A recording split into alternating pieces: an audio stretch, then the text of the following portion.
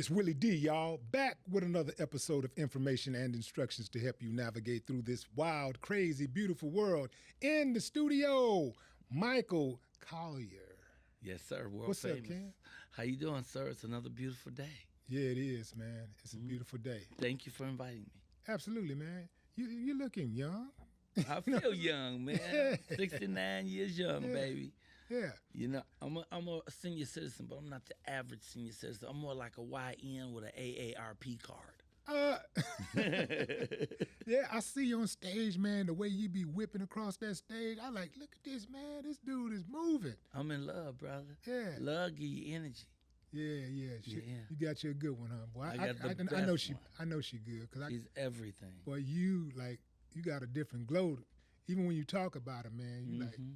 You know, it's Yeah. really funny, Willie. I was telling somebody the other day, when I think about my wife, Sonya, all I have to do is think about her.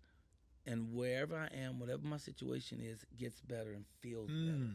Even if I was already excited and exhilarated and happy, if I just think about her, I get more excited, more exhilarated, and happier. Yeah. Yeah, and I do not. She's like medicine to me. Yeah. I mean, I just think about, I'm healed. Okay, so what is it exactly that? But what's that? What's the formula that she has? Because I mean, you're in Hollywood. You've dated, quite a different and variety of women. young Yeah, ladies, So like, what exactly was it about her? Or is it about her? That makes us so special. She has so many it qualities. She has so much value. You know, she and I both been married and divorced twice, so we got to practice out the way. And both of us was at a point in our lives where we was through expecting a relationship. We felt like at our age, whoever was coming for us had already come and gone, so we weren't looking no more. We had both settled at just being happy with ourselves. We both love ourselves, and so it's good if you can have the perfect mate. But at 60, well, I met her, I was 66. I just got out of a relationship that was so brutal, I quit relationships. Now, can we curse on this show? You can. Yeah, so this woman she was terrible. First of all, she turned vegan, but that's another story. But it was so bad that when I got rid of her, I said I won't be in another relationship. I'll be fucking, but I won't be getting in a relationship unless a perfect person come. And then my wife came, and so I guess to answer your question about the qualities, first of all, she is sweet like you wouldn't believe. I mean, she's in Winston-Salem, our home in Winston-Salem, where she has the #1 soul food restaurant in Winston-Salem called Simply Sonya's. And I apologize to my mama when I say this. This woman makes a better salmon croquette than my mama. And my mama's held that title for 23 years. She has a thing called a soul roll. It's an egg roll filled with collard greens, fried chicken, candy yams, and macaroni and cheese. I mean, she just bad. So when I met her, she was sweet. She invited me to her restaurant. I went to the restaurant the next day, and I haven't left her since. In fact, we've been married 963 days today.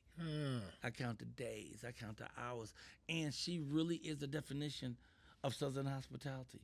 She's sweet as can be. She taught me that when you're in a relationship, you have one or two things. You either have a teammate or a motherfucking opponent, and she is my teammate. She's really there supporting me. She is as happy when I win as if she had won. So she supports me in every way. I support her in every way, and it's just absolutely perfect. And like I said, both of us have been in long-term relationships, and I thought this ain't gonna ever happen. But I mean, knowing her almost immediately, I knew she was a woman. By the third week, I called every motherfucker who thought they was fucking with me and said, "Don't call me no more." Don't call me no more. In fact, the phone I use to call you on don't even work. So don't call me no more. I knew by the fourth week because I stopped objectifying women. And I've objectified women my entire life. Sometimes I could be standing with one woman, objectifying a woman, going back, check out them titties. Nice ass. Wonder if she swallows. But now, I wouldn't care who you are. All I can think about is Sonya. All I want is Sonya. I know everybody. I know Rihanna and Beyonce. They could both be standing right here, right now, butt naked, with two hands full of $100 bills. All I can think about is Sonya. I mean, I don't want to fuck nobody, but Sonya. You know, I mean, I've never felt this way about anybody, um, and I've achieved a level of joy that I did not know was attainable. I'm the happiest I've ever been in my whole entire life. I like to put it like this: I didn't know a nigga could be this happy. Mm. And it's every day. I don't do nothing but think about it. I don't do nothing but just hear a word from her, and I'm on fire. I pop up in the morning, bro. 5:30 in the morning, I pop up ready to start my day at 69, and I can't wait to get started. I'm on fire, and a lot of that is attributed to the love and the energy and the light that this goddess brings to me. Mm. Yeah. Now y'all got an age gap. What's that? What's the? Well, she's 57 and I'm 69, about 12 years. Yeah. 11 or 12 years, which is really weird and deep because she a little shorter than me. My mama was shorter than my daddy. My daddy was 6'2". My mom was like 5'1". And he was 11 years older than my mother. My father was 11 years older than my mother. And they had 5 of us, 5 boys. Let's go back. Mm-hmm. Your wife is only 57 years old?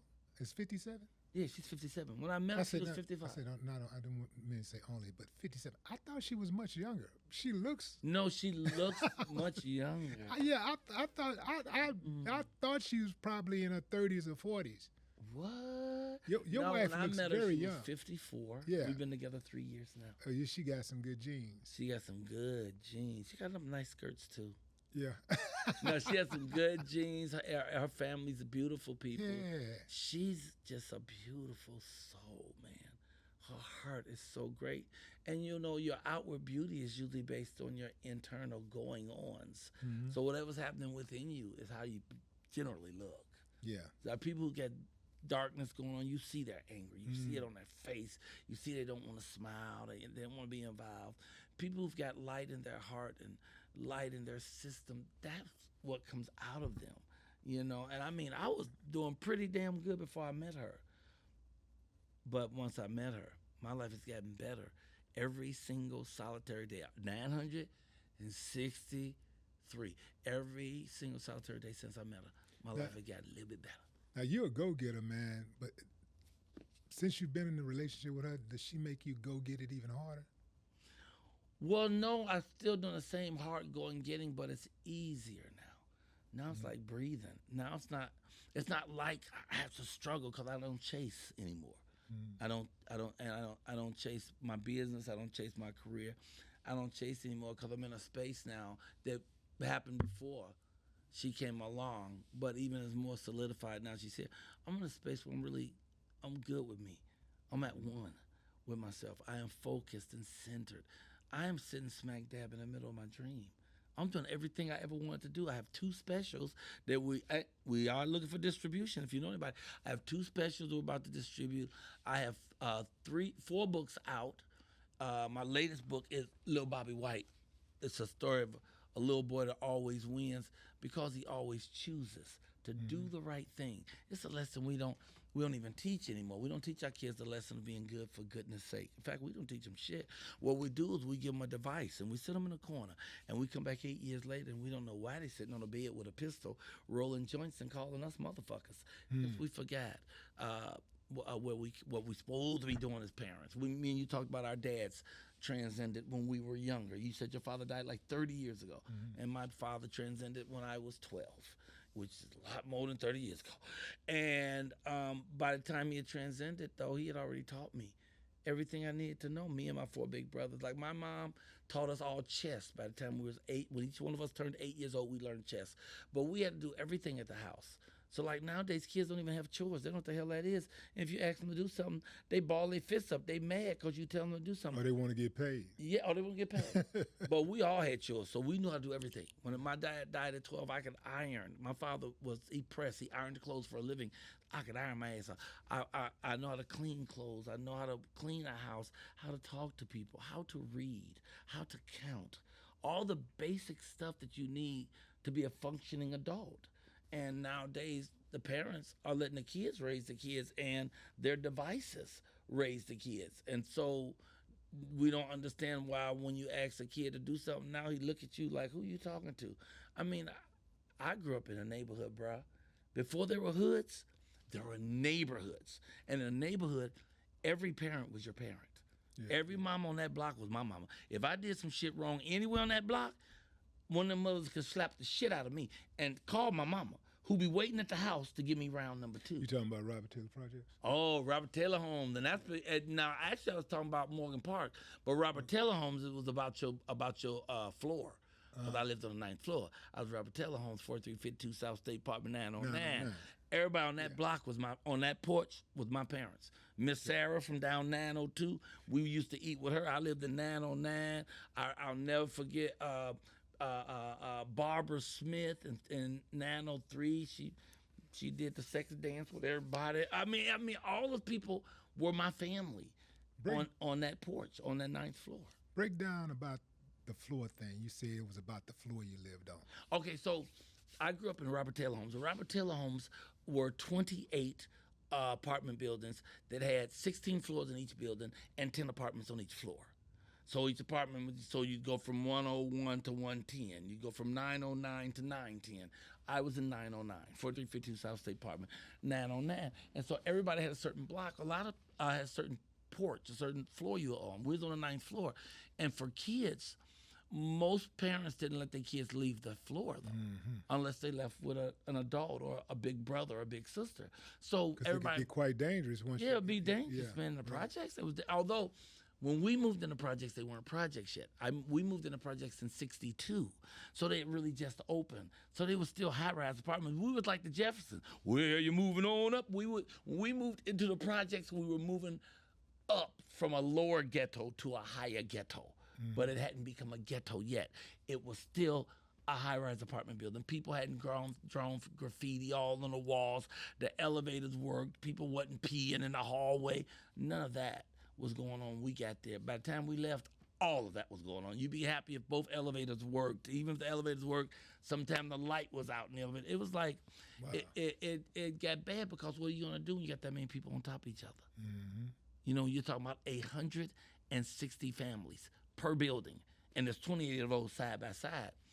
Things get a little hairy. They get a little tricky, you know. And the folks who built that knew what they was doing. Exactly. That's they the did whole that. thing They I'm did that thinking on the whole purpose. time. Oh yeah. In fact, they did a test in New York called the rat test, where they actually took crates and stacked rats in these crates, and they left them alone. They gave them food, but even though they had food, within time they attacked each other and killed each other, and with time they wiped each other out.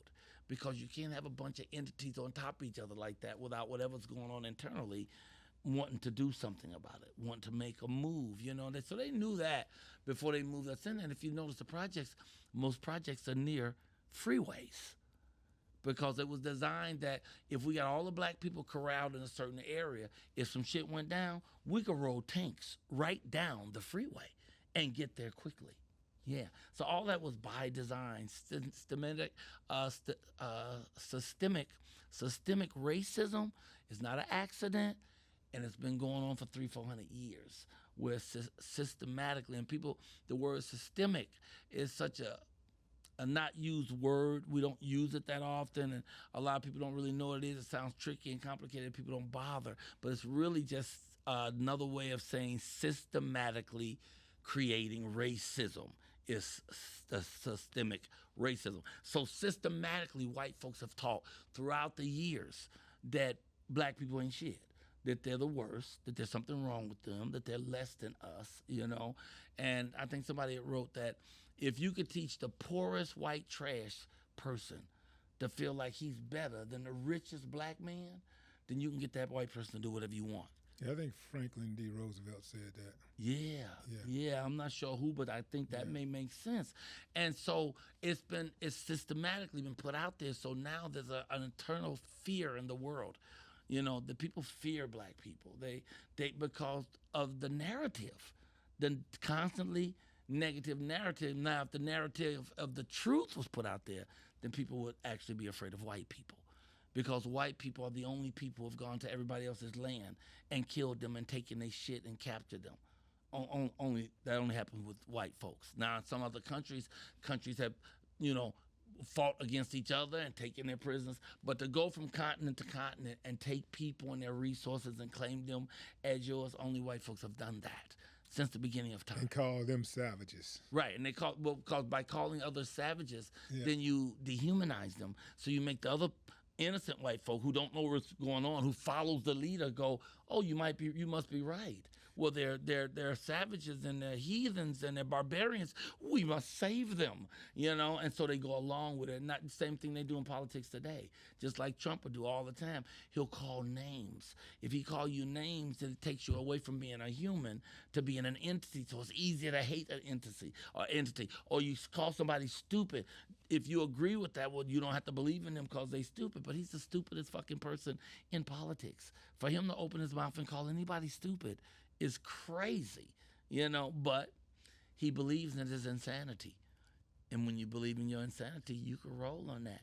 Charles Manson was very successful for a long time. Hitler, very successful for a long time. Because if you can confuse the people enough, if you can frighten them enough, then they'll follow anything that looks like a leader. Yeah, but it's worth saying that both Charles Manson and Hitler and the rest of them met a tragic end.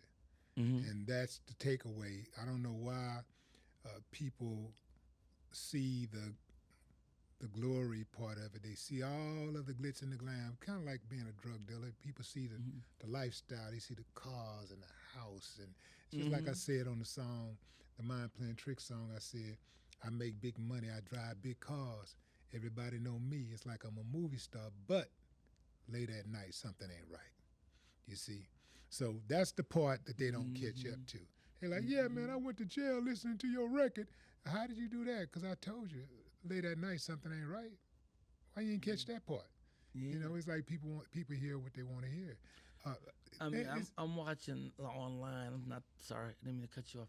But I be watching online all the time, kids going to jail because they did goofy, illegal shit. Because they want to be part of whoever the crew is that's around them. They want to show something off. And they come into the court with bravado, because they think because they're kids, they're going to get off. And 13, 14, 15, 16-year-olds are getting 20 years in prison, 30 years in prison. And you're not supposed to even be fined like that. But to see the change in their face, because they walked in thinking, well, I'm underage, so I'm not doing no real jail time. And the judge said, no, you're getting 17 years. And then they just fall out crying. My brother was a cop for 27 years in Chicago.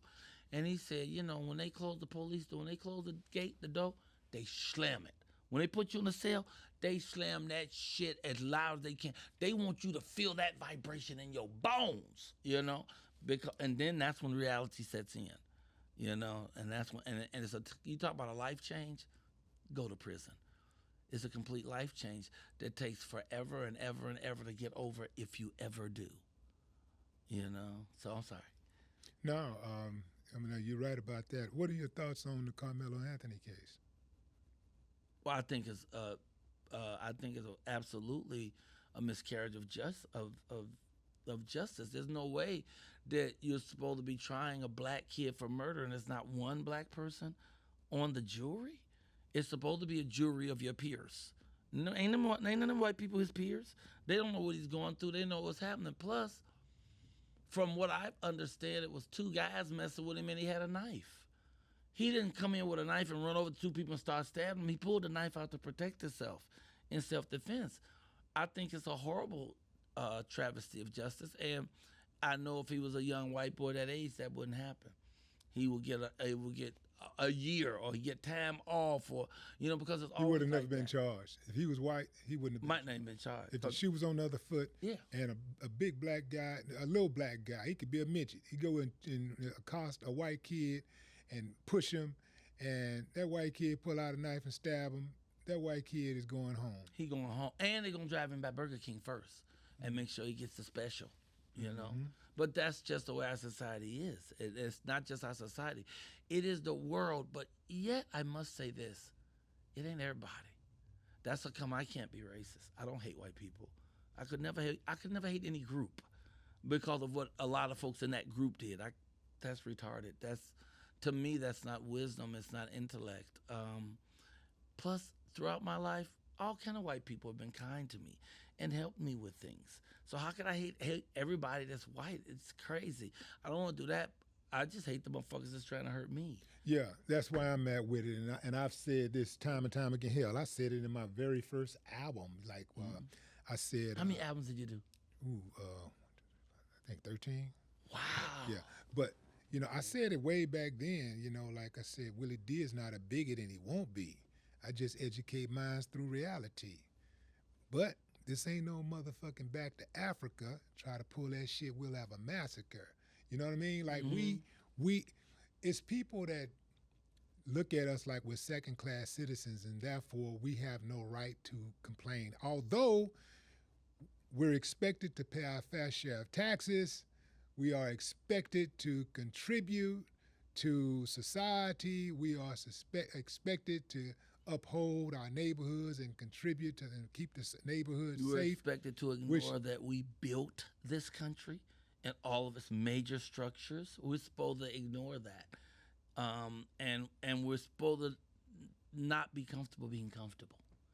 If white folks see you being comfortable, you're a little too loud, you talking, all of a sudden they're offended. But you can sit in the same room and watch 4 white guys, loud as hell, and don't nobody say anything. So we're supposed to stay in our place. But what the people who think that don't realize is that our place is on a throne. And we stay on our place. And that's why white folks are so nervous right now, because they're mostly embarrassed, because they realize that everybody is standing up and pointing out the atrocities that they've done to everybody over the centuries. So they're embarrassed about that, so they want to not mention it. They want to keep that quiet, keep that under the rug. And secondly, they're scared, because all the people that they fucked over are all becoming stronger and wiser and more adept with electronics and mechanical and wisdom. All the things that been used to keep us down, we figured out how to get around that and how to continue to succeed like we always have from the beginning. And people are and folks are nervous. What I'm seeing, though, also, I'm seeing sort of a renaissance of white people who are actually speaking out against white supremacy. They're speaking out against this double standard and the two-tier justice system. Mm-hmm. They're really speaking. I'm talking about it, at first, for a long time, it was like maybe 1 or 2 guys out there that you can look at and say, these white guys are speaking out. But I'm also seeing white guys who once held certain views about black people, and they bought into the whole black people are less and white people are superior. Right. They bought into it, and they're now confessing that, yo, man, they had me. But I finally woke the fuck up, and I realized, man, that nah, man, it's a game that they're playing, and there are double standards, and I'm exposing it, and then now they're catching heat, so it's almost like they're catching hell, like I would catch hell, because I don't care what anybody, black or white or any other color, think about me defending black people. I do not care. Right. I don't give a damn what they think. I don't care nothing about their opinion, because as soon as I see them coming up against me, I already know where they stand. I already know you're either part of that dominant society that perpetuates that, or you just a fucking coon. So you don't really matter to me at all. I don't care nothing about your opinion whatsoever. I'll see you in traffic. You don't scare me. I'm not afraid of none of that. You ain't gonna catch me with the calling. You ain't gonna be able to call me, hey nigga, you better get out of the neighborhood. None of that shit is old, man. That's out. Like none of that. I care nothing about none of that. What I care about is the full liberation of my people. That's what I care about. And all that other stuff that don't really bother me at all. That's why I do what I do. Because I really don't have to do this, you know what I'm saying? I got options, But, but if we don't talk about this, if we don't spread the word, if we don't do our part, man, like, I don't think you have a right to complain. I think anybody has a right to complain if they're wronged, if they feel that they've been wronged, right? But after you complain, do something about it. Yeah, do something about it. I as when I talk about how racist people can be, I also have to look at the other side too, though, because there's so many really nice people who are of another hue, another color. I I was driving in Chicago, come from O'Hare last week, and all the traffic was merging together, and people were being very aggressive about getting their cars in. And it came down to me and this white guy, and I turned and looked at him, and we just sort of gave each other a look. And he just said, "Man, go ahead." And I went, "Man, you go ahead." He went, "Man, you go ahead." So I finally went ahead, but we both went ahead with a smile on our face. Yeah. And I just got on this bus just now, coming from the airport here in Houston, and I got on the bus that takes you over to the rentals.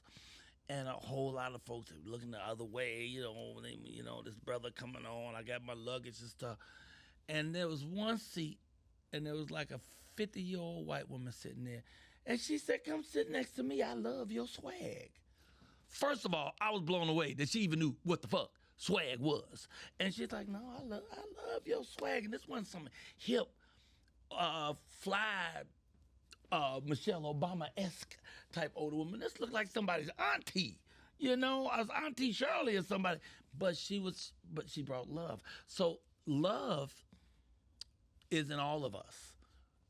Choosing to use it is our choice. Now, the problem with this country is the so-called leader of it is a cheerleader for racism.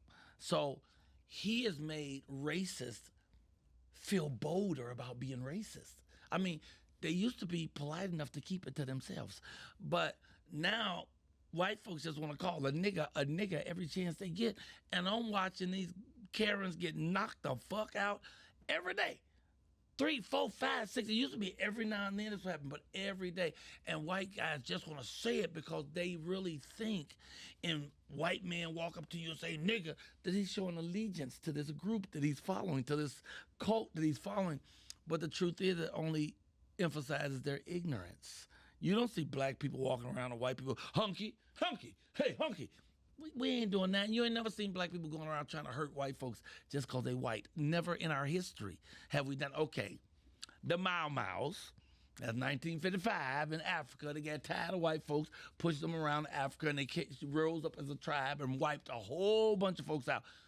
But it's rare that we actually turn on our abuser and take them out, So we our don't, white abusers. Our white abusers and take them out. So we rarely do we do that.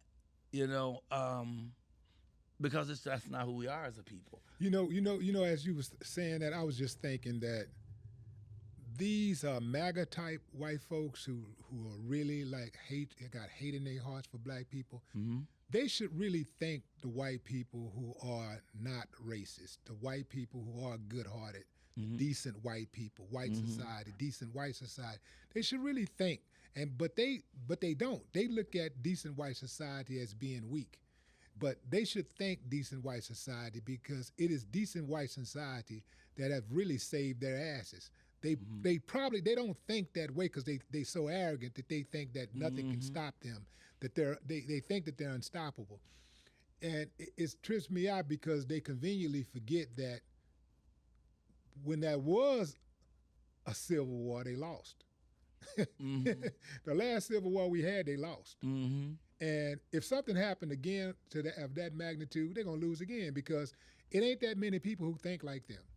It's more people who don't think like them. Right, but they're just louder than that do think like them. Well, they're louder, and it's the fact that wickedness run the world. Like the most wicked people are at the top of every industry. And that is because wicked people would do anything to win. Wicked people would go to any measure to win. Right. Whereas people who have some decency, some integrity, godly people, they're not willing to lie, steal, kill, destroy, and step on other people just they're so not they can have a they're little not more. willing to wipe people out, annihilate people. They're not willing to do that. But the wicked is. This is why wicked oftentimes stays in. And that's why when good people start rising to the top, even if you look at in education, how many times have we seen a good teacher have a good program and wanted to add something to the curriculum, and she went to the principal and they said no. And it's something the students wanted. And it's something that could engage the students, right? Enlighten the students. Right. But the principal or the superintendent said no. because a lot of them really ain't for the kids. They're there to get a check and to control the kids. You know, they're there to control the kids, to control the staff, to control faculty, and get their paper and, you know, wave the wand. That's what they're there for. You know, what we need is love. I mean, John Lennon said it best. What we need is love, bro. You know, love. You know, thank God there's way more good people than there are bad. Or else the society would have been dead by now. The planet would be over. You know, there's way more good people. And the only problem with white people is white people have been put in a position to have to take a side. They got to take a side. Do they side with right or do they side with racial ignorance? With just because the thing that Trump does don't have nothing to do with helping or healing or pulling together. It only has to do with the divisiveness, destruction, and how can he get his personal gain on, and how can he personally label himself everywhere. I mean, you can say whatever you want about him, but there's never been a better brand master than fucking Trump. Trump's name is on everything. Everything. He'll put it on buildings. He'll put it in the water. You should check your buttocks when you get home. He probably put a fucking tramp stamp on your ass. Trump, you know, it's everywhere because it's the whole thing is about him. The entire universe revolves around Trump in his eyes. And the flunkies who are under him, they see that he's getting his money and they just want their money and they don't want to get beat up by him, and so they go for it. But there's so many good people. That's why I'm so thrilled that I went to the Barack Obama Presidential Library opening this weekend. Woo, woo. And what impressed me most was his audience. The audience he pulls as opposed to the audience that Food Trump pulls. You know, and it's funny when I go places, I'm somewhere every weekend in concert. The people who run the place always come to me and say, man, we really appreciate the folks that you attract. You know, your crowd don't argue, they tip, they come in dressed nice. You know, well, I want to say that about Barack Obama and Michelle Obama. The most impressive thing was the audience that came. They were black, half white. It was really the face of America. Yeah. Everybody was represented there, and they looked good. They were good. I mean, first of all, you look good when you're smiling and you're happy anyway. If you go to a Trump rally, they're mostly frowning and mad. The only time they laugh is when he says some ignorant ass joke that has nothing to do with anything. It's do that corny ass dance he do. Yeah, so they just kissing up to him with that laughter. Dance. But you don't see them laughing because of rapturous joy. That ain't happening. When you walk into the Barack crowd, everybody is smiling. Everybody is joyful. Everybody is speaking to everybody, hanging out like we family, like this world was meant to be. Everybody to share this planet. And you feel that. When I went, I felt like they just looked so good. People were not dressed up like they was going to church, but dressed up like they was going to a Sunday social. Or, you know, like they was going to the beach for beautiful gowns, outfits, nice slacks. I mean, just everybody looked good. And it wasn't like we came to dress up because it's Barack, but we came to dress up because it's Barack. It's Barack and Michelle, and we have that level of respect.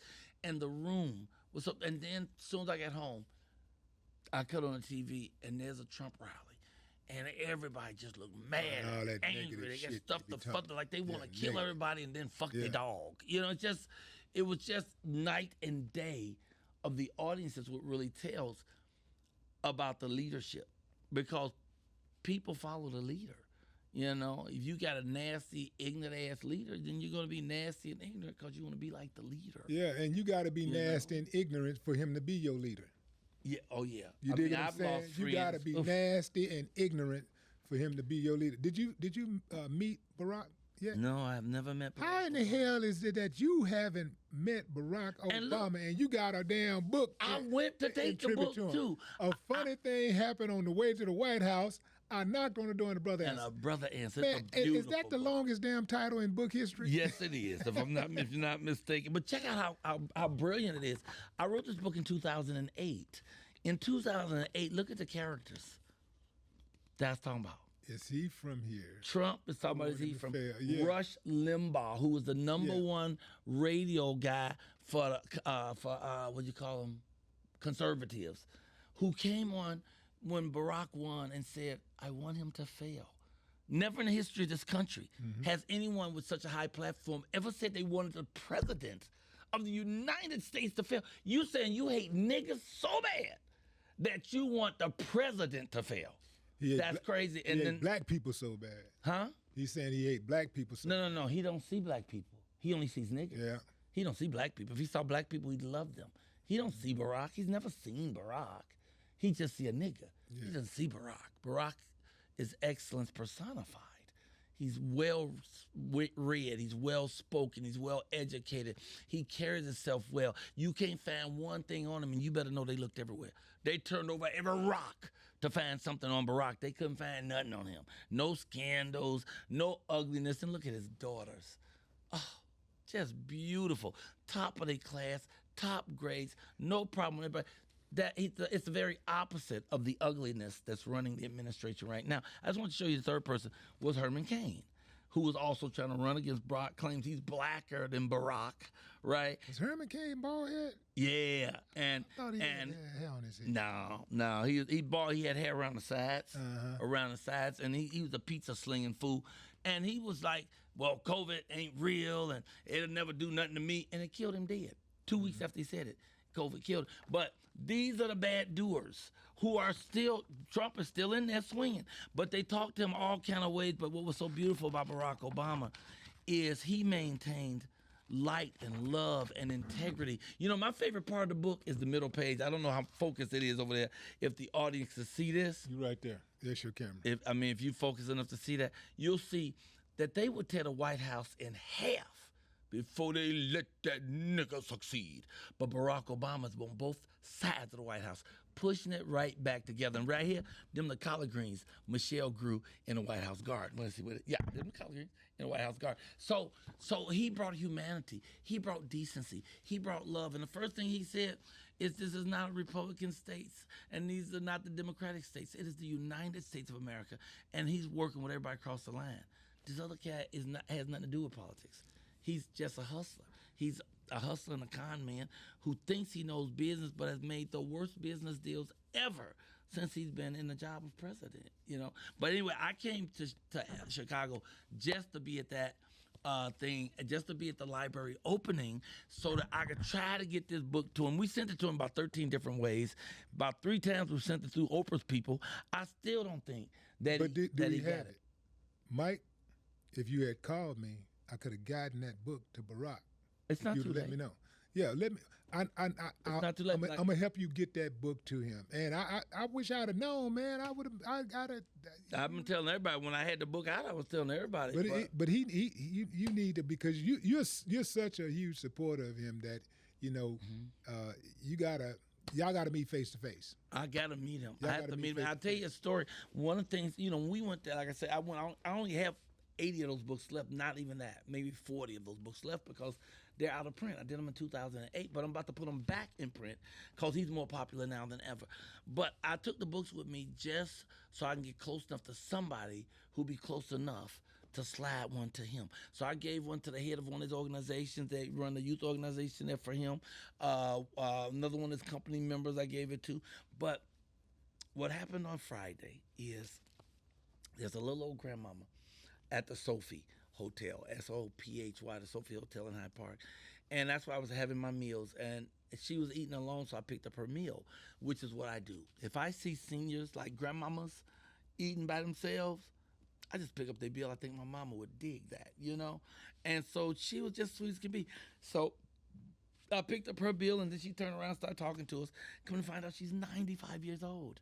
And then she went on to tell us that the major piece of art in the museum, her nephew did. That's why she's in town to see it. So there's a piece of art that's probably, oh my God, it's wide, and it goes 4 stories up, and it's glass, and it's a sculpture. And she said, that's my nephew did that, and I'd love it if you could meet him one day. And I said, well, you know, I got these books about Barack. She said, well, I'd love to buy one. And I said, I'd like to get one to him. So she said, well, I want to buy 2, and I'll give him one. I said, no, you buy one. I'll give you the other one that you're going to give to him, right? So she's staying at that hotel. I'm downstairs eating in the restaurant. So she left. Before I got through eating, like 20 minutes later, she came back. This is a 95-year-old lady on a walker. She came back and found me, and she said, you know who I ran into in the hallway? I said, who? She said, Malia. And I gave Malia the book. And she said, oh, I know this book. We have this book. And she said, the old lady said to her, but do you have a copy that Mr. Colyar signed to your father? She said, no. She said, well, take this one.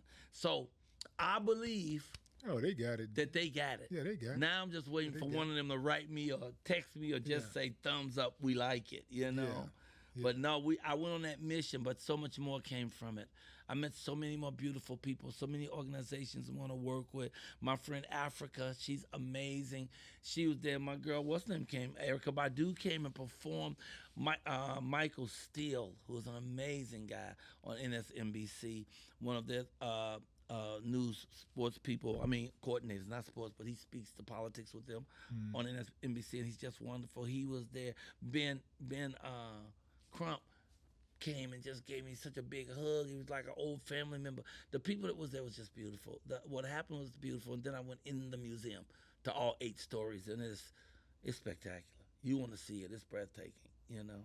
Did you get a chance to go back to your old stomping grounds like State Street and Michigan Avenue and Rush? Absolutely. The first thing I do hit Bronzeville, which was like my neighborhood. They wasn't calling it that then, but Bronzeville was Bronzeville in the 30s, the 40s, and the 50s. And that was the hood that I grew up in. But the 30s, 40s, 50s, black people had money, real money. And the first gangsters in Chicago were the black gangsters. They're the ones who came up with the numbers, you know. And so they worked in tandem with the mob that was on the north side of Chicago. They was on the south side of Chicago. So if you go to Bronzeville, I'm talking about Michigan, Indiana, King Drive. You go up and down those streets from like 44th to like 47th, and all these buildings are huge, beautiful sculptured buildings made with stone that are out of this world. And at the time, they were mansions, individual mansions owned by black people who had, big cars. But as times changed, they fallen on hard times. I lived about a mile from there in the projects, Robert Teller Homes, 4352 South State Apartment 909. So I always go, first thing I do is go to 47th Street. I go to the 39th Street, the Pearls has a soul food breakfast that's out of this world. I go to 47th Street, the Bud's Shoe Shine, and I always go to the hood. No matter what city I go to, I make sure that I go to the community. I make sure that I meet people and talk to people, hang out with people, and try to encourage people. Like I said, I'm here in Houston today to go to a prison just to encourage women who are inmates and uplift them and tickle them, But no, I went to Morgan Park, where I'm from, Yeah, Morgan Park. You went to Morgan Park High School, right? Graduated Morgan Park in 75. In 75. Okay, so 75. What is Michael Colyar like in 1975? You just finished high school, and give me a little backstory on that high school year. What that's like. Well, it was really interesting that Morgan Park, first of all, is what Lorraine Hansberry was talking about in A Raisin in the Sun. She called the neighborhood Clyburn Park, but she was modeling it after Morgan Park. And if you know the story, it's a story of a woman whose husband dies and leaves them a check for $10,000. So they try to move from the hood into a nice neighborhood with a house, but the white folks in that neighborhood are willing to pay her not to move in because they don't want black people in their neighborhood. Well, that was Morgan Park. When I moved there, Morgan Park had by then become mostly black on my side of the tracks. So on my side of the tracks, but nice homes. Now, they're not as nice now because now it's the wild hundreds and gangs have moved in and things are terrible. But when I got there in 68, it was very nice. Pristine grass. We did things in the park. Everybody talked to each other. We had to walk to the school, Morgan Park, which is across the tracks. Now, that was 80% white, the school when I moved in, and 15% black and 5% other. 4 years later, because I went to school from 71 to 75, 4 years later when I left, it was 85% black, 10% white and other, and 10% white and 10% other, because we had a few Asian kids and a few Spanish kids, but mostly white. But the white folks had the money, and over there's an area called Beverly, just like Beverly Hills in Chicago. In Los Angeles, there's a Beverly where it has big buildings and homes, and I loved going to high school. Well, what I was like then is I was an actor. I didn't know I was an actor. But the first year in high school, I saw the play Guys and Dolls. And these kids were playing gangsters from the 30s and the 40s. And it was everybody, black, white, Asian, Hispanic, that were in the cast. And they were hilarious and it was beautiful and I was blown away by it. And then I went to the cast party. That's a party that they have, what they call it a cast party. They might even call it a rap party. But it's a big party you have after you get through doing a play. And they actually had it over in Beverly because some of the white actors, they had it at one of their big, beautiful homes. And it was the first time I had been in a house with white, black, Asian, white, black, Asian, and Hispanic people, and everybody was truly friends to each other. Truly, truly dug each other. And it because what they had in common was acting. And that's when I realized that the rest of my life I'm going to be an actor. And then I got a lead in every play for the next 3 years at Morgan Park. And all we did is concentrate on acting. When I left in 75, I came straight to Hollywood to try to be an actor, but I wasn't supposed to come because I had signed up to join the Army. So you was a teenager when you moved to L.A.? No, I moved to no. When I went the first time. When I went in 75. Yeah, when I went in 75, I was a teenager, but it didn't last because I had signed up to join the military. They had a thing called the Delayed Entry Program. So if you was in high school, if you wanted a job in the military, you could join while you're in high school. And if you join, your parents would have to sign with you. And once you got out of high school, you're agreeing to do 3 to 6 years in the military, but they agree to give you the job you want and to place you want to be where you want to be placed. I want to be military police, and I want to be in England or Germany. And so I end up getting stationed in Germany, but but the place where I went to study to be military police, what they call it AIT, Advanced Individual Training. That's where you go after you go to boot camp, right? You go into whatever job you're doing, you go and study that under AIT. That was in McClellan, and Fort McClellan in Alabama. And Cat Williams just bought that base that I went to be military police. He bought the base Cat. at like 118 acres. He bought it to turn into a film studio. Yeah. But I went to Fort McClellan and studied military police. And so I ended up in journey. But the thing is, I signed up, but when I got out of high school, I was so pumped up about being an actor that instead of going to service, I carried my ass to California. I went to LA. I said, I'm going to be a star. And I went there and I got in acting classes and I took little side jobs. But I wasn't making no money and I wasn't getting no acting work. And I was there maybe 2 months. And the military was just bugging my mama because my mama had signed the papers saying I was coming in after high school. And they was bugging her and and then they start saying stuff like, well, we'll arrest your mom and shit like that. And by then, I hadn't really clicked as an actor. And I was like, man, they bugging my mama. So I went on and turned myself in. And how many years you gave him? I only gave him 6. But it's so funny. They arrested me because I was 22 days AWOL. So they arrested me before I even started. Before I even went to basic camp, I started by being arrested. And so they came and got me. Actually, it was Navy, came up from a naval base up in, because I was in L.A., in San Diego, and they sent Marines down, and they came to arrest me, but I left before they came. It was crazy. So I turned myself in. They said, okay, stay right here. We're going to call the people who's going to come down and see you. They was coming, I know, to arrest me. So I left because I had a girlfriend. I had met this girl. I will never forget her as long as I live. If you ever hear this story, track me down. Her name was Rafiki. I'll never forget it because I met her on a bus. And I went and I was taking a bus to go to the actor's studio to go studying acting. It was called the Actor Studio. It was on Sunset. And I'm sitting on the bus and this girl was sitting right over to the side and she was just stunning. Had one of them big old 1975 afros that was perfectly round. Her skin was so clear. Just everything about it was perfect. And I was riding the bus to go to the acting class, and I kept looking at her and looking at her. I slid on over and talked to her. I showed her my little script and said, I'm going to acting class. And we hooked up, we clicked, and we became an item. And then when I turned myself in, I was like, shit, I'm going to jail. So I left the building that was on Wilshire, the military place, and walked the back streets. In fact, the police pulled me over because it was in a very nice area. And they was like, why are you walking through this neighborhood? Back then, it's illegal to walk and be black in that neighborhood. And I was like, I'm just going home. And he said, well, okay, we'll get off the street. And I went back to her and said, I'm about to get arrested. And she went on and done me right. Oh, she gave me that ooh-ah-chee-coo for the last time. And then I carried my ass back, and they were so mad because the military had come, and I wasn't there, and they went back. So they had to come back again from San Diego to pick me, so they handcuffed me to the chair. And then they came back, and they arrested me, and they put me in the barracks for about 8 days under arrest, and then they sent me to Fort Dix in New Jersey for basic training. And then I went on to become military police. Yeah. What's the funniest or most I would say intriguing story that you have from your military experience?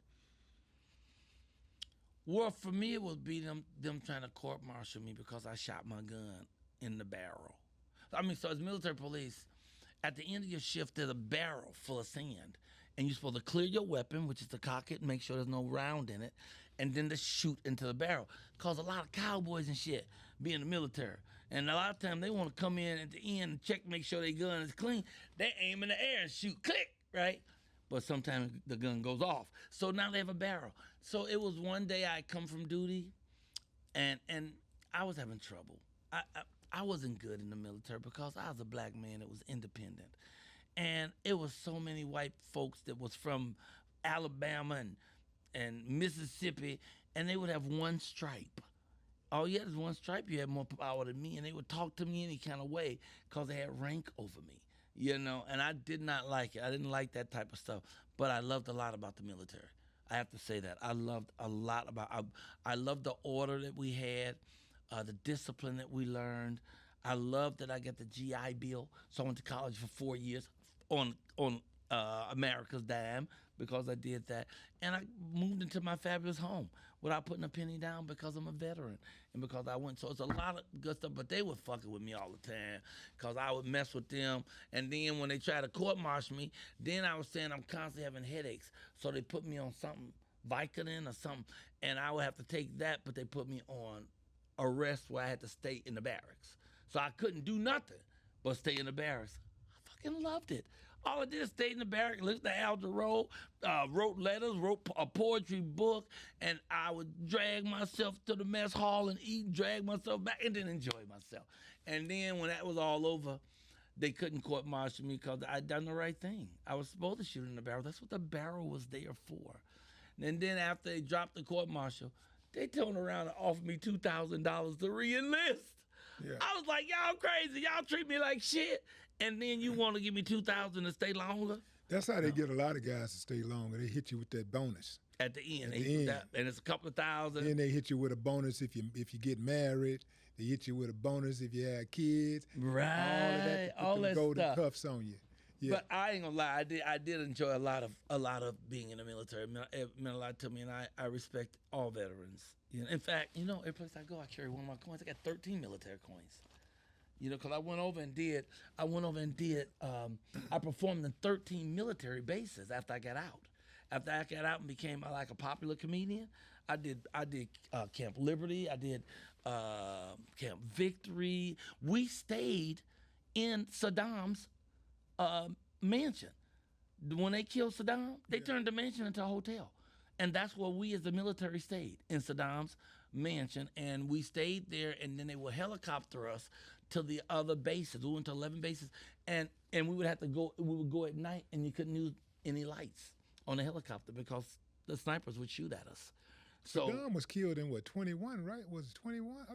Not 21, 2000. I thought he was killed in 2001. I don't know when he was killed, but I was way out of service by then. I was a stand-up comedian. Yeah, but y'all stayed in this you mean before all of everything went down? No. After they killed him, everything went down, and we had troops now in Iraq.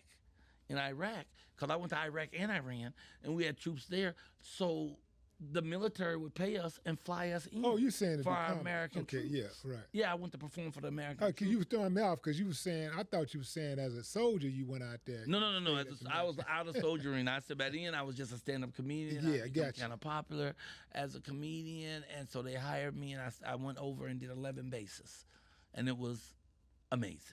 It was amazing, and to this day, I go to places and people walk up to me and say, "Man, I was there when you came to Iraq, brother. Thank you." You know, so it was some cool shit. It wasn't as cool as doing prisons though, because I did prisons for 14 years. I would take comics into the prison in Los Angeles. Once a month, I take 5 comics in, and we do a free concert for the inmates, an hour and a half concert. And we did that once a month. It was called Comics Go to Jail. And it would be 5 comics plus me, and I couldn't pay nobody nothing. I couldn't give them $20 for gas. They volunteered their services, man. And every month we went in, and to see the look on the face of the inmates, that's why I'm so happy about being here today. To see the look on the face of the inmates, because they don't get talent like ours.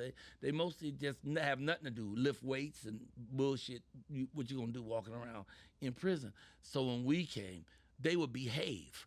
So they could, because if you didn't behave, you weren't going to be able to go out to the yard and see the comedy show.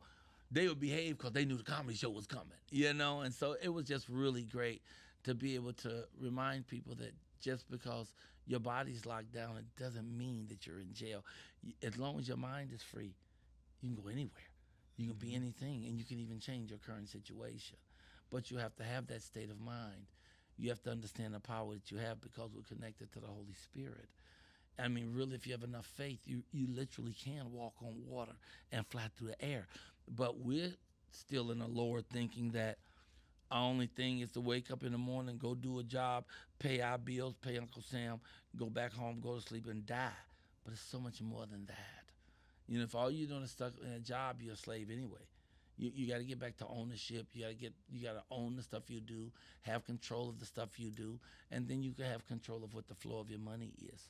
And how you live. But, you know, you have to learn that, especially black people. Black people do not really understand financial literacy. They don't really, as a group, we're not really entrenched in how to get that paper.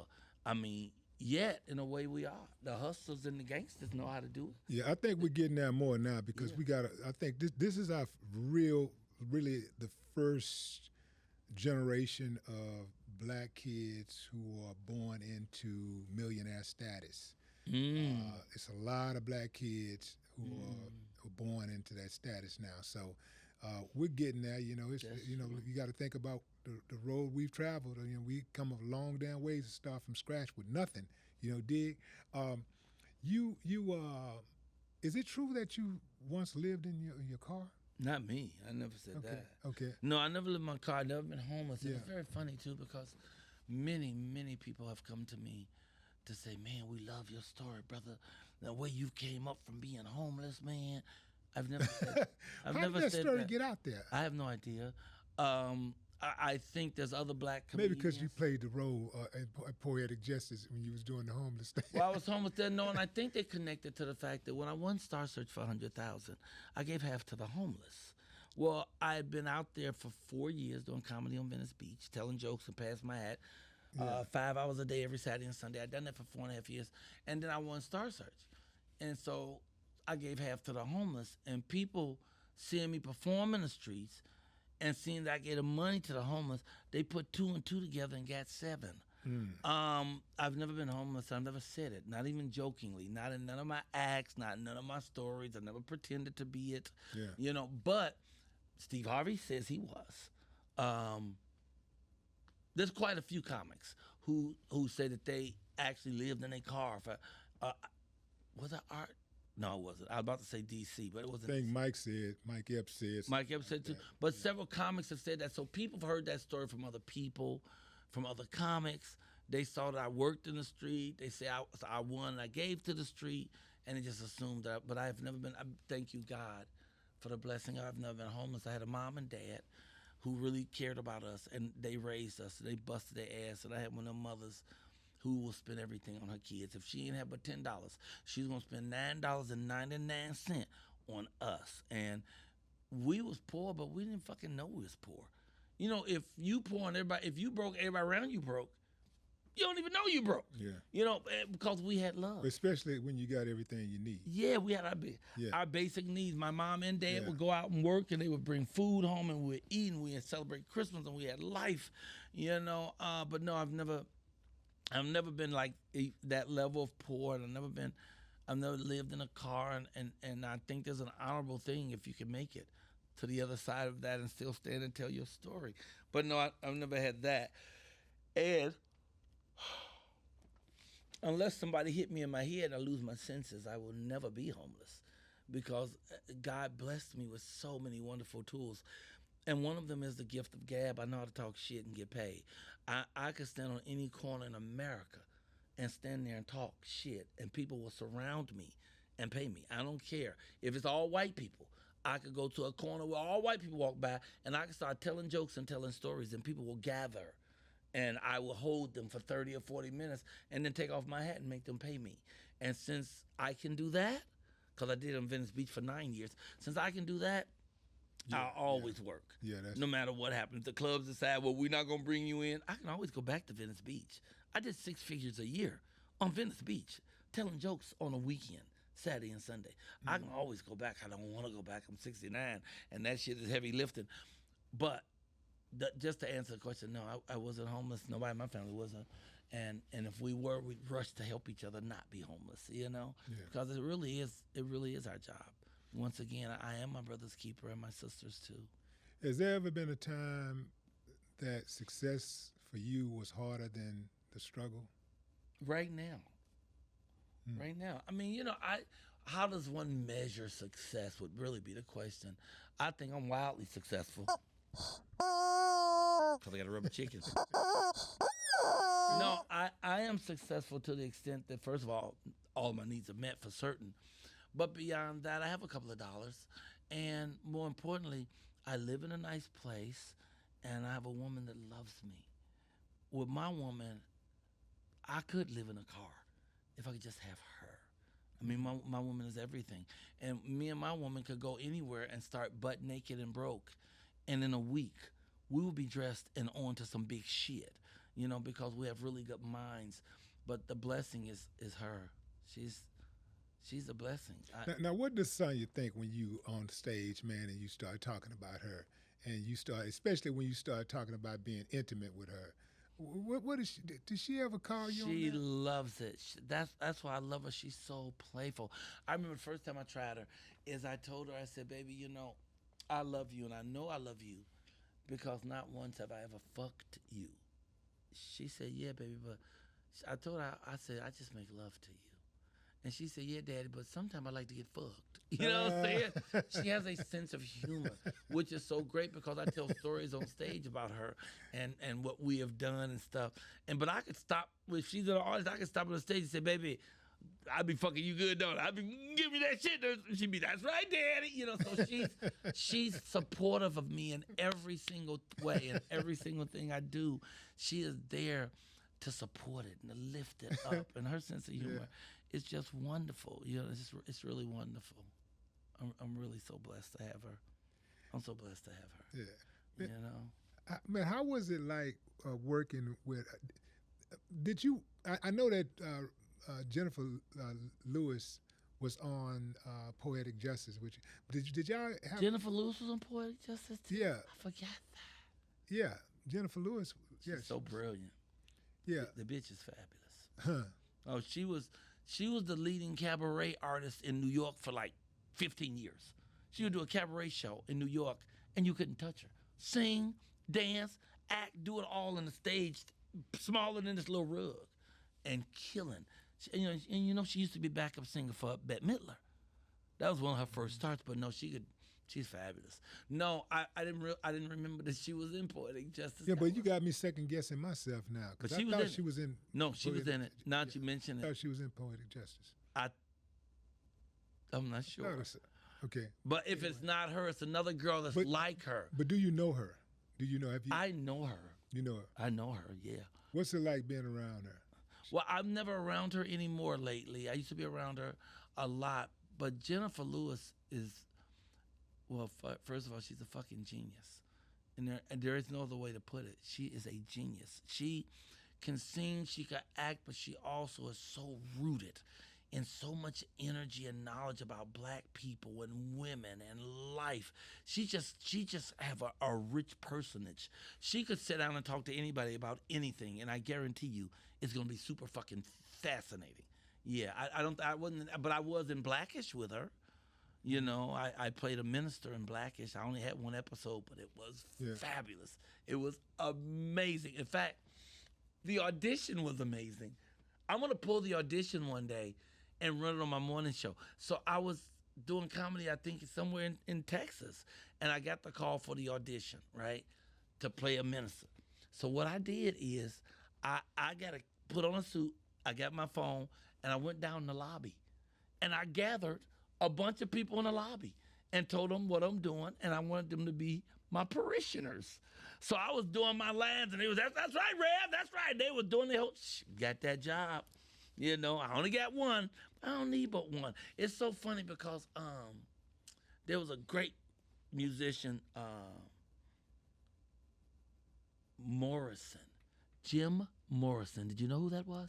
Jim Morrison. I gotta know that name. He was in the '60s. He was one of the greatest musical rock artists ever. He was with a group called, I think they started with a group called The Doors, but he was like the man. Coming Like My Fire, We're Gonna Get Much Higher. That was his stuff. Baby, Coming Like My Fire. He did that originally. So what happened was he did it on Ed Sullivan's show, but they said you can't say higher. You can't say people get higher. You can't say that on the show. So if you could just adjust those lyrics, that'll be cool, right?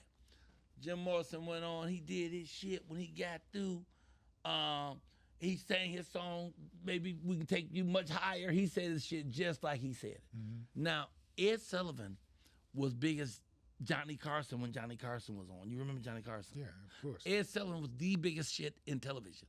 And if you did his show, your life was set. You was going to work for the, When he got through doing his set, Ed Sullivan went in his room, kicked the door open. How could you do that?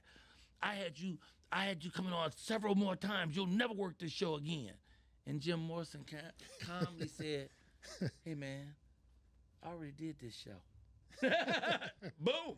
That was it. I didn't do your show no more. I did this one, and I just love that attitude. No, Jennifer Lewis is great. Jennifer Lewis is great. Yeah, I know her, and she's a great. I would love to be in a scene with Jennifer Lewis because she eats the scene. I went to see her once. I was in New York. I used to go and do the biggest comedy club there, which is no longer there, called Caroline's, which is on 50th and Broadway. And they shut down Caroline's? Oh, Caroline's closed about 3 years ago. Dang. Yeah, they closed Caroline's. Caroline's was the shit. Yeah. And I used to go there with my friend Paul Mooney all the time, man. Paul Mooney was the best. And I called to tell Jennifer that I was in town. And she said, well, you got to come see me. I'm doing Shakespeare. I'm fabulous. I'll be at the Shakespeare Theater. Well, she wasn't doing Shakespeare. She was doing Brecht, a Brecht play, Bertolt Brecht. It was called Mother Courage. And it was her and Meryl Streep. They were the two leads. I love Meryl Streep. Meryl Streep's one of the greatest actresses ever. But she couldn't touch Jennifer Lewis. Mm-hmm. Jennifer Lewis was that show.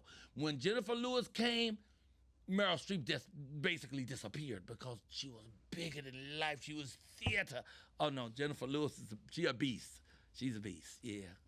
Yeah, Jennifer something else. Mm-hmm. And Pac, man, I'm going down memory lane now. So you and Pac were cool like well before the Poetic Justice movie, right? No, I met Pac on Poetic Justice. Oh. So I met him on Poetic Justice, and when I say a nice kid, he was a nice kid. Mm-hmm. Now y'all could dress it up. He even dressed it up as being gangster this and gangster that. Nicest kid, best sense of humor. He loved the comedy, so he would come to Venice and see my shows. When I was doing Venice Beach, him, Snoop Dogg, Rick James would come all the time. Then he brought Eddie Murphy, which meant everything to me. This is when you're on the street performance? When I was doing street performance on Venice Beach, from 86 to 95. I did 5 one-hour shows every Saturday and Sunday on Venice Beach. And my crowds would be anywhere from 300 to 700 people per crowd. I would do 5 shows. I would do 40 minutes of comedy, and 20 minutes of getting my money. In fact, I taught everybody on Venice when I came out there how to get money, because they weren't getting money. They had one guy, his name was Robert Gruenberg. He would juggle a chainsaw, a raw apple, an apple and a raw egg. The egg was not cooked. So he would juggle the apple, the egg, and the chainsaw, and he bite the apple and eat it. Bite the apple and eat it, throwing the egg and the chainsaw without cutting himself or breaking the egg. He wasn't making no real money. Yeah, but was the chainsaw on? Oh yeah, the chainsaw was on. It was running. on? Oh yeah, he run it. He cut something with it, and then he take it and he juggle it, and then he juggle the apple and the egg. It was the most amazing thing. He ended up getting in trouble with the IRS because they guesstimated on his ass. They came out and watched him collect his money, and they guesstimated how much he made. Oh, so they were. And he hadn't filed. Yeah, he pissed somebody off. And he had bought a car dealership and everything. He had to go to court. I think he spent like bought 40 a car grand. dealership? Yeah, I think he spent like 40 grand to keep from going to jail. Some shit like that. Robert Gruenberg. Y'all can look him up. Robert Gruenberg, nicest fella. But the other guy out there, walking on glass. They call him Uber. And he would stand on a pile of glass. He would break fresh bottles. He would come out, he'd step in the glass, he'd jump off a chair into the glass barefoot. Then he would lay on the broken glass with no shirt on. A man would sit on his thighs. A woman would stand on his chest, and he'd smoke a cigarette. Then he'd get up without a scratch on him. He was making $40 a day when I got out there. I said, no, I had to show them how to make their money. Too many of them didn't understand that you got to get your money before you end the show. You can't end the show and then ask for money. Right. Who the fuck's going to stick around and pay? We got what we wanted, So, I was telling you, you always have to have a hook. So you build your show up first. First you get your crowd. Then you do your work. And then you tell them that you got something wonderful you're going to end with. But first, I got to get my money. Y'all know I'm not a non-for-profit organization. So, and my system was the best. I would kill them. I would go in a circle, and I had a money grabber, and I would have them hold the money up. I would say, up, and they would put the money in the air and yell, yo, and I would snatch the money. If they got a 5, people would applaud. If they got a 10, they would cheer. If they got a 20, people would go crazy. And I would go segment by segment, and segments would compete with each other to see who gave me the most money. Now, were you in the same spot every single time? Mm-hmm. I stayed in the same spot. So people know how to find me. Did you ever show up? Huh? Did you ever show up at any point and somebody else had your spot and you were like, no, man? Absolutely. Well, actually, a guy came to try to take my spot. So, okay. So how we got to Venice Beach, I didn't know we was going to go this long. How we went to Venice Beach is I started performance in Chicago. So I had gone off to the military, and I was doing plays and stuff while I was in the military. I was helping put together shows that dealt with entertainment, as well as military police. Then when I came back, I wanted to get back into acting. I had never gotten into comedy yet. So I came back to be an actor. So I was getting my acting chops on, and my friends kept saying, Michael, you should try comedy. So I finally tried comedy because of Eddie Murphy. Eddie Murphy in '84 was everything, and he still was everything. He was all of 23, maybe 24, but he had already done Beverly Hills Cops, Trading Places, and the first, and 48 Hours, Trading Places, and Beverly Hills Cops. He had done all 3 of them by '84. And so he was 23. Plus, he had just joined Saturday Night Live and saved that show. They was going to close Saturday Night Live until they got him. He was so great that the show went back up, and they haven't left the air since. And he could wear the fuck out of a red leather suit. And he did all that from telling jokes. Well, by now, I was pretty fucking funny. And I was like, I didn't know people could make money like that telling jokes. I need to get out the mustard and catch up. So I went and got some Red Fox albums, and I stood in my mama's basement in the mirror. I was living down there anyway. And I stood in that mirror, and I played those jokes over and over and said them until I could say them like I wrote them myself. And that's how I started doing comedy. So I got those down, and I started doing little clubs in Chicago, the South Side of Chicago. And my friends, who was already doing street comedy, said, man, you should come out and do the street. And I was like, I ain't gonna do no street. I ain't no street puppet. I'm not standing in the street. I ain't doing that. But they took me with them once, and I watched them get their money. All they did is work the lunch break in Chicago's downtown. And they had a brown paper bag that big full of money. And they went to McDonald's, who would exchange the money in exchange for bigger bills. And I was like, whoa, I could try it. So I tried it, and I was very successful at it. But then winter came. And wasn't nobody trying to hear no fucking jokes in State Street in December. So I packed up everything I had and I moved to California where I thought it was warm all year round. And all those people went with me. So that couple that taught me how to do comedy, they called themselves Straight Up. John Tosbay and Byron Chapman. They would do comedy, the difference between whites and blacks, doing this and that, and they were real good. There was a family called the Vitas. It was a father and 3 sons, and they had a high wire act. So they had a long pole. They would walk on the pole, flip on the pole, do acrobatics. They was awesome. So it was like 5 or 6 groups. They all followed me to Los Angeles to do street performance because we couldn't do it in the winter. And that's what got me there. So the law, the rule in street performance is first come, first serve. So I would always get there and have my spot early. But the people who went with me, the Vitas, got in an argument with me one day. And because they were arguing with another person about space, and I said, man, y'all just move another space. And the father got mad at me and said, man, we'll come and take your space. I said, that nigga gonna take it. So him and his 3 sons picked up all their poles and all their mats and marched down to my spot and laid their shit out. So I just waited for the first police car to roll by and said, officer, these people are taking my spot. And they's like, well, he always get this spot. And the police said, well, did he get here first? They said, yeah. He said, to pick your shit up and move. So I got the spot back, but I knew it was going to be up to some shit. I usually come at 10 o'clock. So I came the next morning at 8. Them motherfuckers are already set up. They had their shit set completely in my spot by 8 in the morning, right? So I said, motherfuckers. So that was Saturday. That was because we only would do, I'd only do Saturday and Sunday. So that was Sunday. So when I came back next week, I came at 4 a.m. I wasn't playing with their ass. I came at 4 a.m. I had my little music box in the car. I had rolled a fat one to smoke. I had my sandwich. I had a little blankie and all my stuff. I'd take all my shit out and I sat it out there and I sat in my car facing the ocean, facing my spot, watching my shit. At 6 o'clock, they showed up with all of their shit.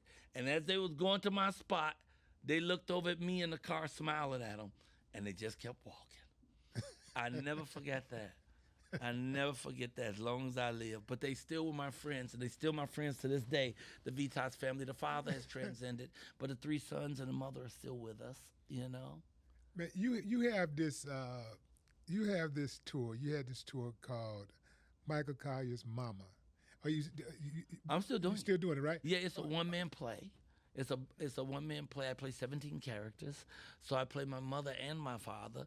I play all 4 of my big brothers. I play me at 4 different ages. I play the alcoholics, the crackheads, and the church ladies that all comprise my community, you know, and it's just a beautiful play because I get to tell my story as an addict that I am.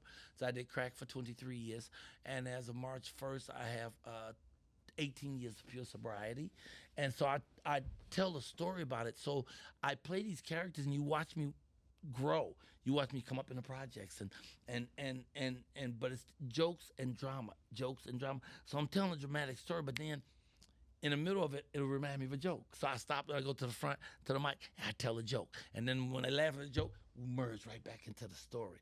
Oh, it's cold-blooded. It's beautiful. And it tells the importance of my mother and our mothers, and how you really only need one person to believe in yourself besides you, and that you could do anything. And my mother believed in us, and she would come to my shows when there wasn't nobody in that motherfucker. It would be 6 people. My mother would show up, and she'd sit over there for a while and laugh and make noise and applaud. Then she'd get up and move over there, sit down, make noise. Then she'd get up and she'd go over there. She'd make noise, she'd applaud, then she'd come back to the center. She made the shit feel like a crowd. I mean, my mama supported me. The reason I could do what I do is because of my mother. Did she? What was her reaction when she found out that you was doing crack? We never discussed that. You never discussed. Yeah, and I've had several of my brothers we're addicts, and my mother's never discussed my addiction or that I get high at all because I never got high around my mother. Now, do your mama know? Hell yeah! I'm telling you right now, your mama always know.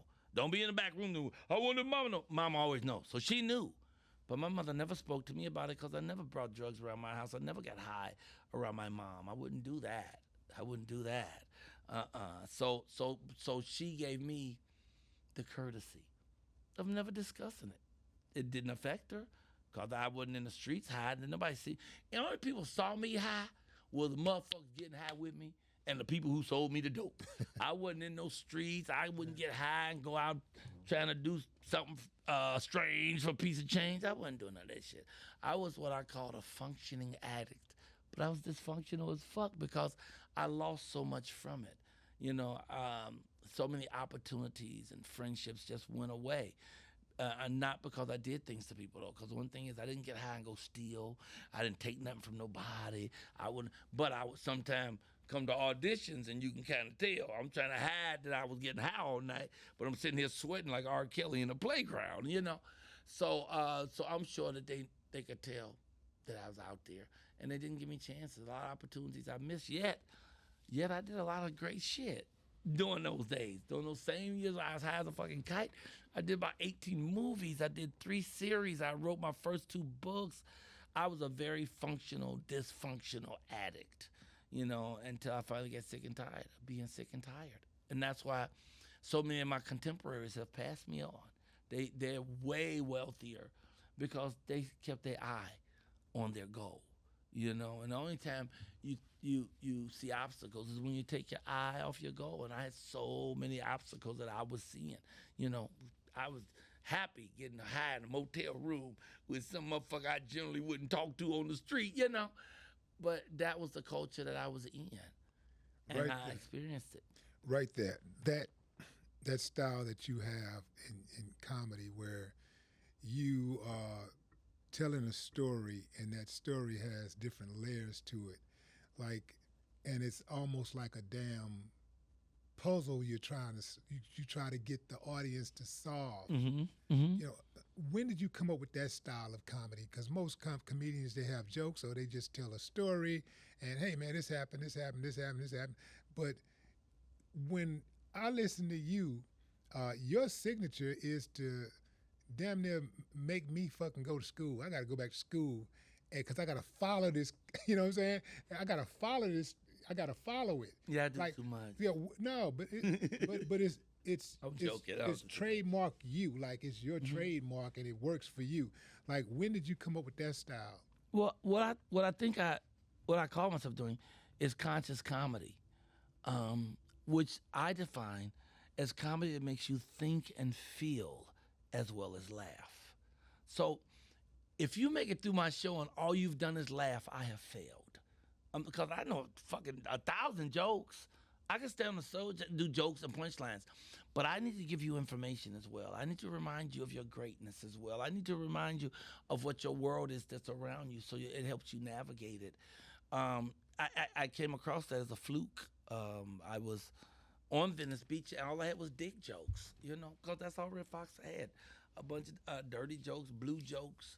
And so I made a whole lot of change and some paper, but not a lot of paper. Mostly change, you know, a couple of dollars here, a couple of fives there. But a grungy, dirty white dude came up to me. That's why I said I can't hate no group of people. Too many people of other races have been kind to me.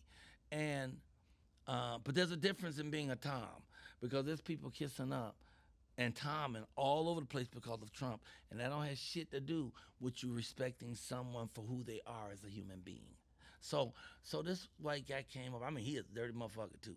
I feel like if you just threw a bucket of water on him, fucking dirt would just pour. Anyway, he came up to me giggling and shit. Man, you know, y'all, they always call black people colored.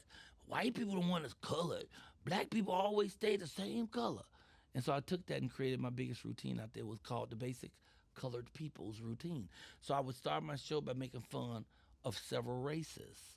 First I would say, well, are there any Mexicans? Any Mexicans here? Ain't no Mexicans in this motherfucker. Ain't no bus boys in this bitch. You know, now I'll see a Mexican, I say, I just got one question. Where the fuck y'all get all them oranges? You know, because in L.A., on every corner, they sell orange. So now I talk about black people. Back then, it was the 70s. It was the 80s. 70s and the 80s. So I'll be talk about black hair, all the different hairstyles and shit, you know. Then I talk about a white lady. When she don't see no black people around, and I got a person, she's skipping, I don't see no niggers. So I would talk about all these different races of people.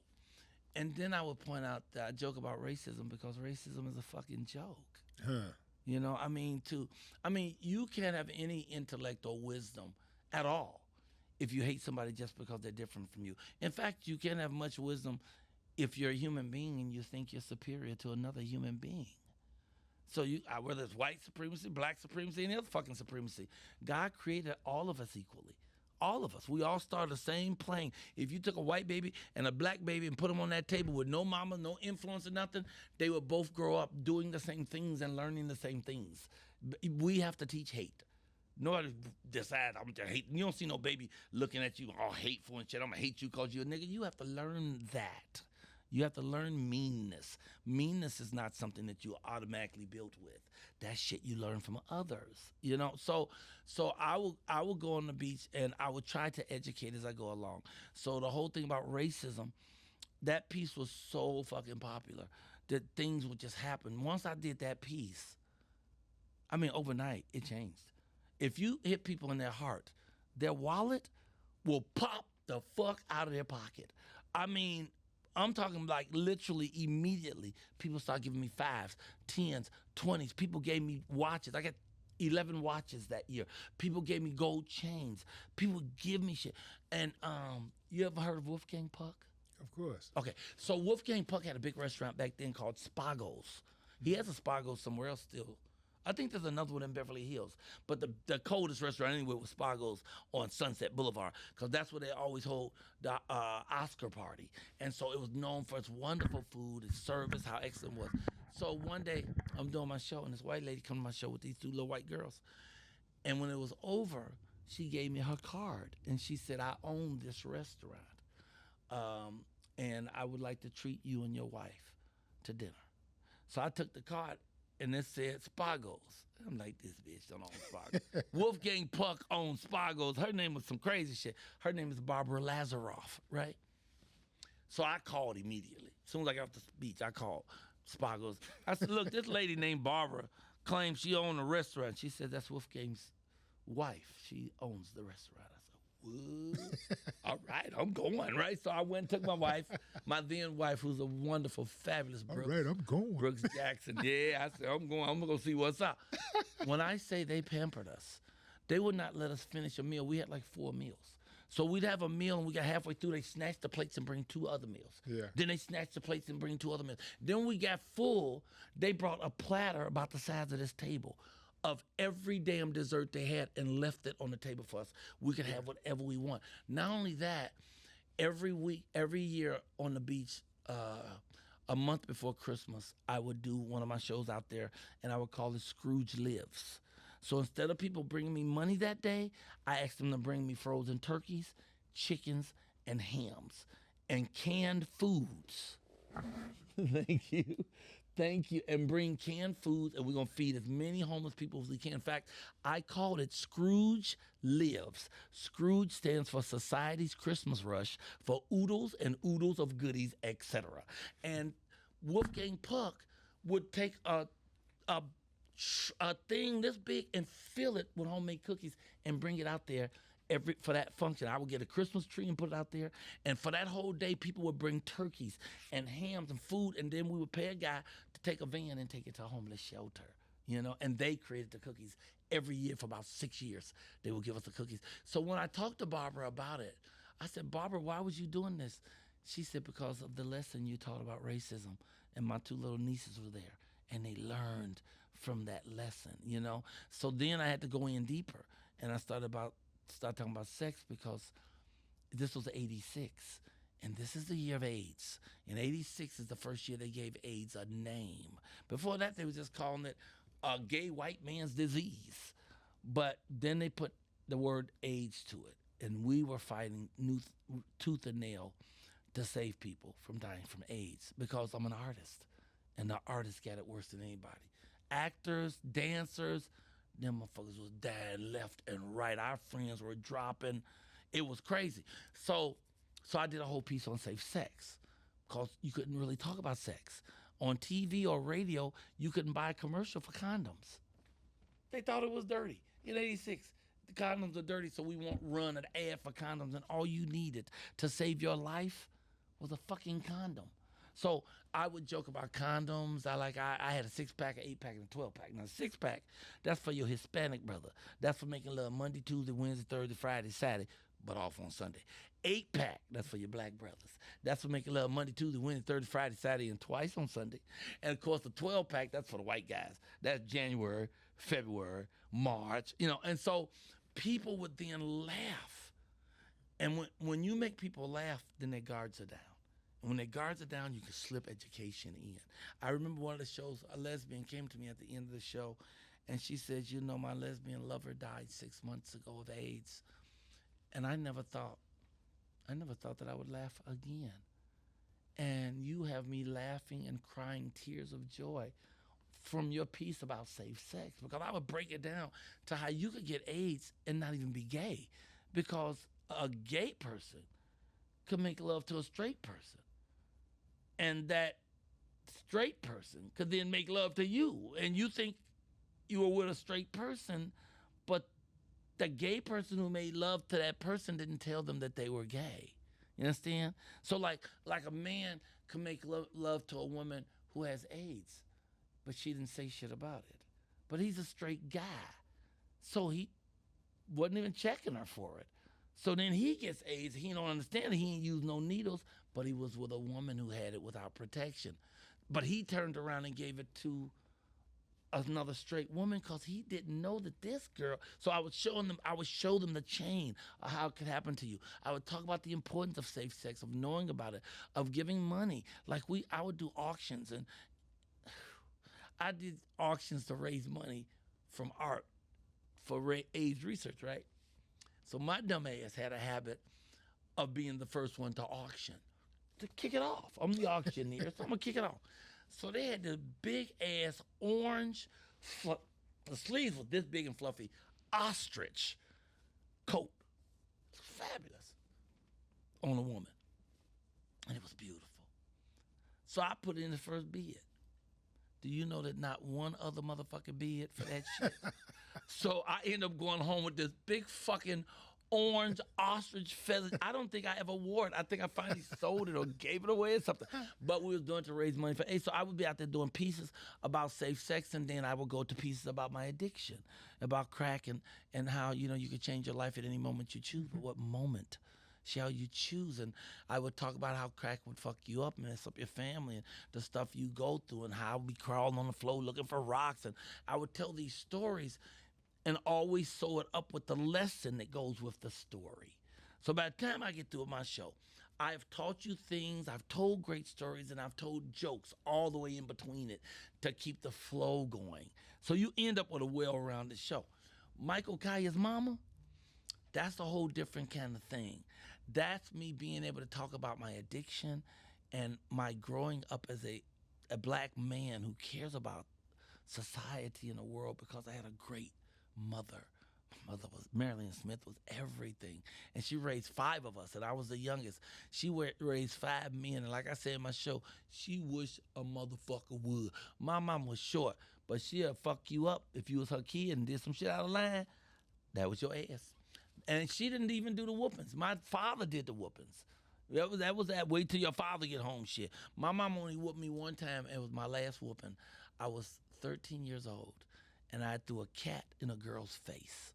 This girl I could not stand her ass. And, come on, man. And I threw this cat in her face, and a cat got to grab something. Yeah. It had nothing to grab but her face. Tore her ass. And it was my brother's boyfriend, and I didn't like her. It was my brother's boyfriend. I think I was jealous because your brother's girlfriend. Because it was my brother's girlfriend. Yeah, it was my brother's girlfriend, and so I didn't really like her. I didn't really like her because she took my brother. Mike, Mike, man, hold on, man. I ain't never heard somebody say, I threw a cat in his face. I threw a cat in her face, in his girlfriend's face, and my mother whooped my ass with an ironing cord. Do you remember the ironing cords? Yeah. And I know people, today, you don't know what the fuck ironing cord is. Ironing cords do not detach today. Yeah. In the 60s, the ironing cord would detach from the iron for no other reason except to whoop your ass, because it did not attach to anything else. It's not like you could unplug it here and plug it in another iron, and you couldn't plug it in shit but the same iron. My mama whooped the shit out of me about that. I'm gonna remember that ass whooping after I'm dead. She whooped my ass for that one. That was a big one. That girl still got a scar or two on her face, and she's my brother's girlfriend again. That was 50 years ago. He got married. His wife died 8 years ago, and he went and found his ex, and they back together like they was in love. Like now? Like they're love in high school. What? They back together like that. Every time I see her, I be like, where's a cat when you need one? No, I'm just joking. I'm just joking if they ever see this interview. No. I felt really bad about it. I was young and stupid. I didn't know the cat would grab her face. I don't know what I was thinking. I just didn't like that bitch. But you know, you can't always react to your emotions, man. You'll be in trouble if you do that, you know. Yeah, people have to learn to stop and count. When they say count, it really makes a difference. Man, what was your emotions like when you first played the Apollo? Was that 92 when you first played the Apollo? I don't remember the year I played Apollo. I did it 3 times, but I don't remember when it was. But I know I was very grateful to do it. I saw you, man, in one of those shows, man. You killed it. So, I mean, you murked it. It was the one the dude was talking, and you said, man, shut your ass up, something like that. Oh, wow. You started off the show like that. I don't remember those. But I do. I know you ended it with some motivation. You said, let me see, you said, I don't care. You was talking about how we need to start taking care of each other. And you said, I don't care if you worth $100,000. I don't care if you got $100,000 or $100 million. If you don't care about your, I think you said your neighbor or something like that, or people, you know, you ain't shit. Yeah. And see, and that's the type of comedy I like. I like that motivation comedy, and you got that thing going with you where you can tell it's genuine, you know. And I think that's the thing that resonates with a lot of people when it comes to you. I sat in the audience at your show when you came to Houston, and I looked around. I'm being very observant of the crowd, and it was almost like we were all sitting in front of the guy with all the talent at the family reunion. Like, you're a family member. You're the dude who got the talent, you know, like, and we just sitting back, like, just enjoying the show. And so, man, I want to just say, man, I appreciate you, man, for coming on the show and being an extension, you know, to what we do over here, man, and that is to help people navigate through this wild, crazy, beautiful world. Thank you, brother. I appreciate it.